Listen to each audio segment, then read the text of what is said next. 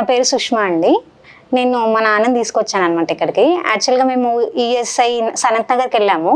అక్కడ నుంచి వచ్చిన వెంటనే యాక్చువల్గా తనకి ప్రాబ్లం ఏంటంటే బ్రెయిన్ స్ట్రోక్ వచ్చింది. అయితే ఈ విషయం మేము సనత్ నగర్లో చేయించినాము ఈఎస్ఐ నుంచి. ఇంకా అక్కడ నుంచి చేసిన తర్వాత కూడా వాళ్ళు ఎంఆర్ఐ స్కాన్ లాంటివి ఏం తీయలేదన్నమాట.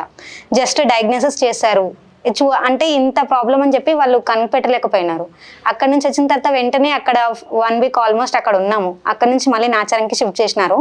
అక్కడ కూడా నార్మల్గా ఆయనకి ఏం లేదు అన్నట్టే ఒక 2-3 డేస్ చూపించి మళ్ళీ ఇంటికి పంపించినారు. నెక్స్ట్ డే ఆయన ఆల్మోస్ట్ కోమాలో స్టేజ్ వరకు వెళ్ళిపోయినారు. మొత్తం ఆయన అన్కాన్షియస్లో ఉండే. మళ్ళీ మేము వెళ్ళి ఇట్లా నాచారంలో చూపిస్తే మీకు చూపించట్లేదు, మీకు తెలిసిన వాళ్ళు ఎక్కడైనా రిఫర్ చేయండి అని చెప్పి మేము చెప్తే వాళ్ళు టీఎక్స్ హాస్పిటల్కి రాసినారు. అప్పుడు మా నాన్నని అసలు ఇక్కడికి వచ్చినాక డాక్టర్ దినేష్ గారు మమ్మల్ని చాలా బాగా టేక్ కేర్ చేసి వాళ్ళని అసలు పేషెంట్ ఇంతవరకు ఆల్మోస్ట్ మేము ఆగస్ట్ నుంచి తిరుగుతున్నాం అనమాట. ప్రజ్వల్ హాస్పిటల్లో చూపించినాము, ఇంకా ప్రైవేట్గా కూడా కొంచెం చూపించినాము.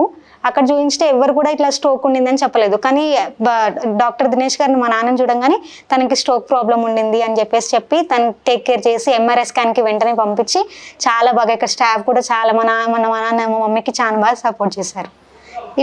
అప్పుడు అసలు అన్కాన్షియస్ స్టేజ్లో తీసుకొచ్చినాము. ఈవెన్ లెఫ్ట్ బాడీ అంతా పడిపోయింది నాన్నకి. అసలు స్లరీ వాయిస్ వచ్చిండే, ఇప్పుడు మంచి మాట్లాడుతున్నారు. ఆయన కాన్షియస్గా ఉండి మమ్మల్ని గుర్తుపడుతున్నారు. చాలా చేంజ్ వచ్చింది. స్టాఫ్ వాళ్ళు కూడా బాగా కేర్ చేస్తున్నారు.